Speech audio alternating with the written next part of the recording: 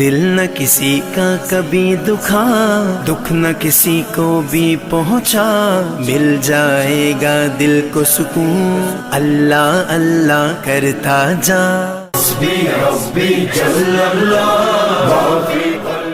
اللہ کے نام سے شروع جو نہایت مہربان رحم والا۔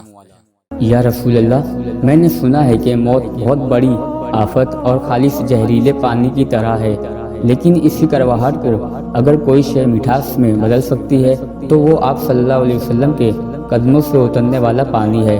کاش مجھے کوئی حضور علیہ السلام کے قدموں کا دھون لا دے کہ قبر میں موت کے وقت پیے جانے والے زہریلے اور کڑوے پانی کا زہریلا پن اور کڑواہٹ دور ہو جائے۔ اس لیے صحابہ کرام علیہم رضوان حضور علیہ السلام کے استعمال شدہ پانی کو زمین پر نہیں گرنے دیتے تھے اور حضور علیہ السلام کے تبرکات کو سنبھال کر رکھتے اور بعد از وفات قبر میں اپنے ساتھ دفن کرنے کی وصیت فرماتے، کیونکہ ان سے موت کی تلخی ختم ہو جاتی ہے اور موت جنت کا پھول بن جاتی ہے۔ یہی وجہ ہے کہ حضرت بلال حبشی رضی اللہ تعالیٰ عنہ کی موت کا وقت آیا تو گھر والے رو رہے ہیں اور آپ مسکرا رہے ہیں کہ آج میں حضور کی بارگاہ میں جانے والا ہوں۔ یا رسول اللہ، کیا معلوم آپ کے در اقدس سے دور جاؤں تو کن مصیبتوں میں پھنس جاؤں، لہٰذا آپ کا گنہگار اور بے یار و مددگار امتی آپ کے ہی در پر پڑا پڑا کیوں نہ مرے، تاکہ قبر و حشر کی ہلاکتوں سے بچ کر ہمیشہ کا سکون پالے۔ اس شعر میں مدینہ شریف کی موت کی آرزو کی گئی ہے، جس کی ترغیب اللہ کے محبوب علیہ السلام نے خود دی۔ مدینہ میں مرنے والے کی میں آپ شفاعت کروں گا۔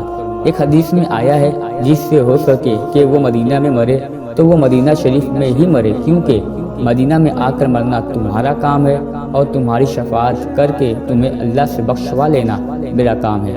ایک جگہ فرمایا، جو مدینہ میں مرے گا میں اس کے ایمان کی گواہی دوں گا۔ عقیدہ درست ہونا ہر فضیلت کے لیے شرط اولین ہے۔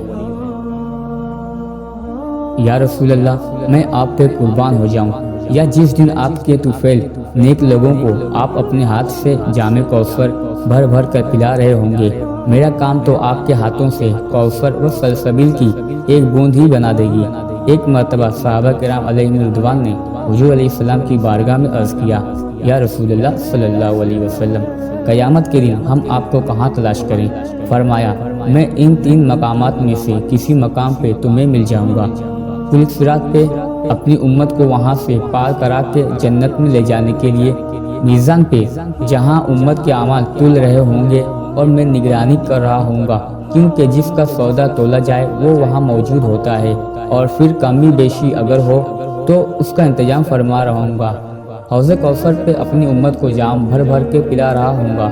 اعلیٰ حضرت رحمۃ اللہ تعالیٰ علیہ فرماتے ہیں، مجھے ایک بوند جب آپ عطا فرمائیں گے تو آپ کی توجہ میری طرف ہو گئی تو بس توجہ ہی سے کام ہو جائے گا، کیونکہ آپ کی توجہ جدھر ہو گئی خدا کی توجہ بھی ادھر ہی ہو گئی۔ اس لیے کسی نے کہا ہے کہ تیری نظر سے میری سلامت ہے زندگی، تیری نظر نہ ہو تو قیامت ہے زندگی۔